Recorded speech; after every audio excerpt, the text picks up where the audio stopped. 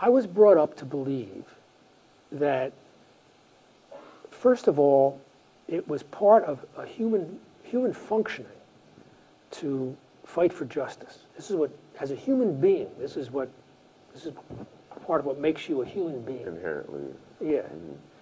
But more so that the basic value in Jewish tradition was fighting for equality and justice.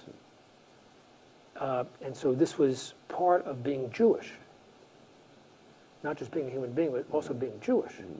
And I was brought up with the idea, and as a matter of fact, what I'm about to say, I believe, was what led the Jewish community in general at that time, not just my little part of it, but in general across the country, to be a major part of the civil rights movement.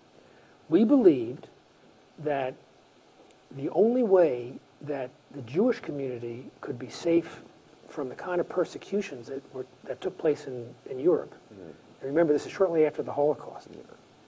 And we knew of this. And in the 40s, there was a anti-Semitic wave in the United States. We believed that the only way that the Jewish community could be safe from persecution was if we were in a society where discrimination and persecution weren't possible. That's the only way to be safe.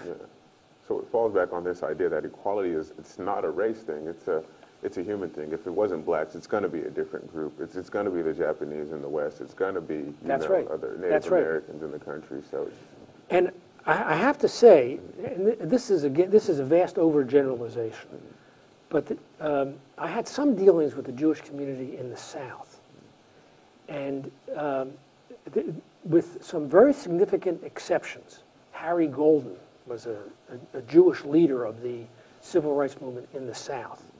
South Carolina, I think. There were others.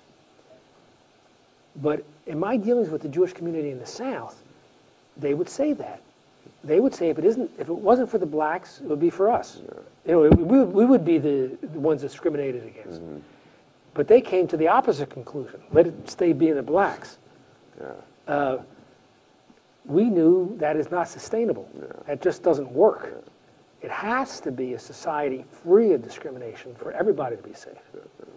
But in the South, that's what they were thinking, by and large.